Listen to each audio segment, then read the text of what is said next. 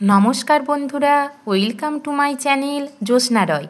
আজ আমি আপনাদের দেখাবো ডালিয়ার খিচুড়ি, মূলত বাচ্চাদের জন্য।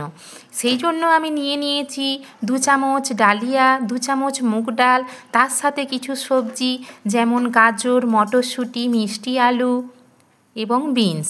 এখন আমি প্রেসার কুকারে করব বলে প্রেসার কুকারটি গরম করে কিছুটা অলিভ অয়েল দিয়েছি এবং তার মধ্যে কিছুটা গোটা জিরে দিয়েছি।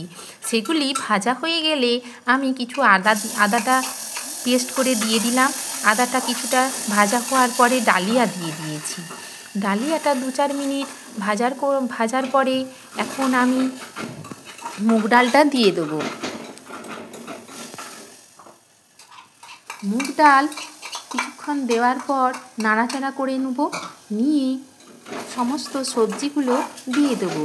গাজর, মটরশুঁটি, মিষ্টি আলু এবং বিনস, এগুলো দিয়ে নুন হলুদ দিয়ে কিছুক্ষণ আরও নাড়াচাড়া করে নেব।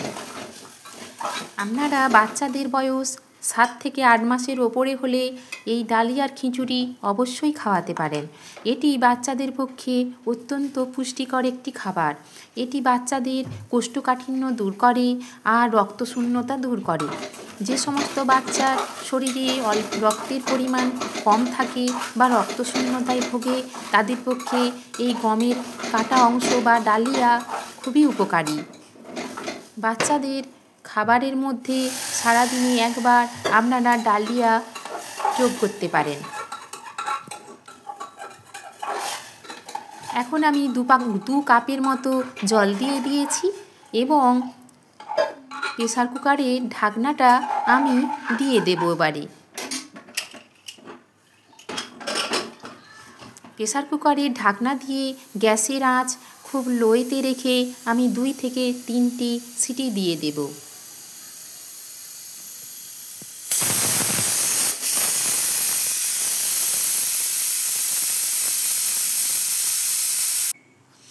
এখন প্রেসার কুকারের ঢাকাটি খুলে আমি দেখে নেব সমস্ত কিছু ভালোভাবে সেদ্ধ হয়েছে কিনা। দেখুন, আপনারা সমস্ত কিছু সেদ্ধ হয়ে গেছে সুন্দরভাবে। এখন একটু আমি ঘি দিয়ে দেব। এই ঘি বাচ্চাদের ব্রেন ডেভেলপমেন্টে খুবই উপকারী, তার সাথে ওয়েট গেইন করতেও সাহায্য করে। আমি অল্প পরিমাণে একটু ঘি দিয়ে দিলাম। এবারে আমি প্লেটে ডালিয়ার খিচুড়ি সার্ভ করে নেব এবং আমি ম্যাশ করে আমার বাচ্চাকে খাওয়াবো।